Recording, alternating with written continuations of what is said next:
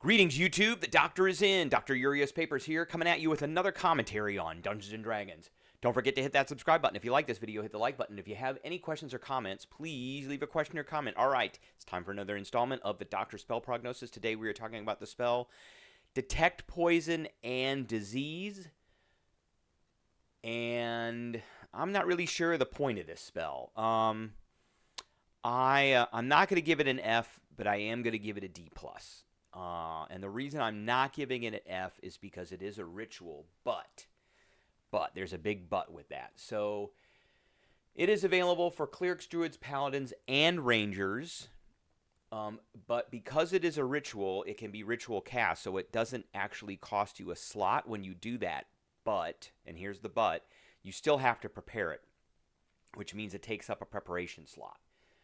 Because those classes cannot cast this as a from their spell books. Now, one of the other problems with this is clerics and druids both get ritual magic, whereas paladins and rangers, I believe, they do not.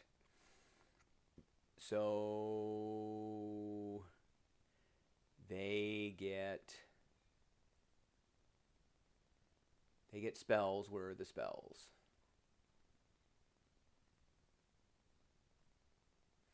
Where's their spell list? There is no. Oh, it's on the table. So they get spell casting.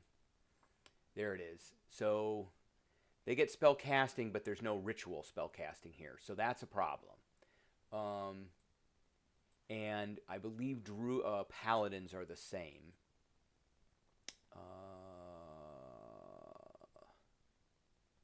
Spell casting. Here it is. Yep, no ritual casting. Whereas clerics and druids do get ritual casting.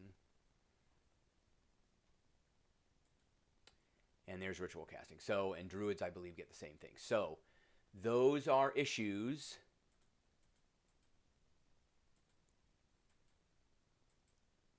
with this spell. Because the paladin and the ranger both do have to take it as, they both have to cast it as a slot, because they can't cast it as a ritual. And it also is concentration. So, it's a first level spell, one action. It ranges self and 30 feet, which is horrible.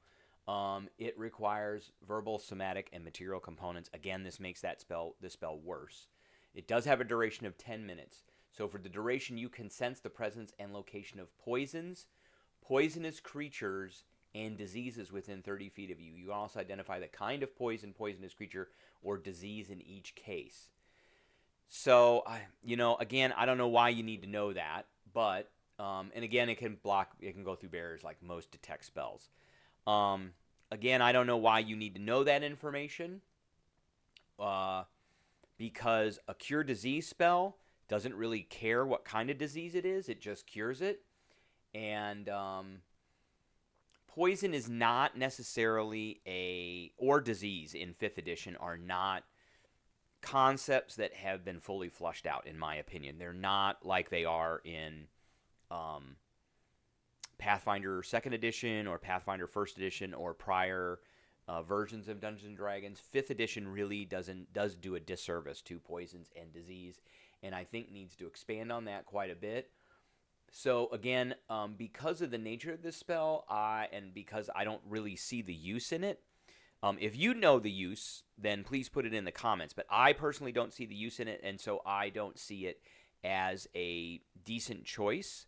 There are better choices for first level spells that these classes can be taking that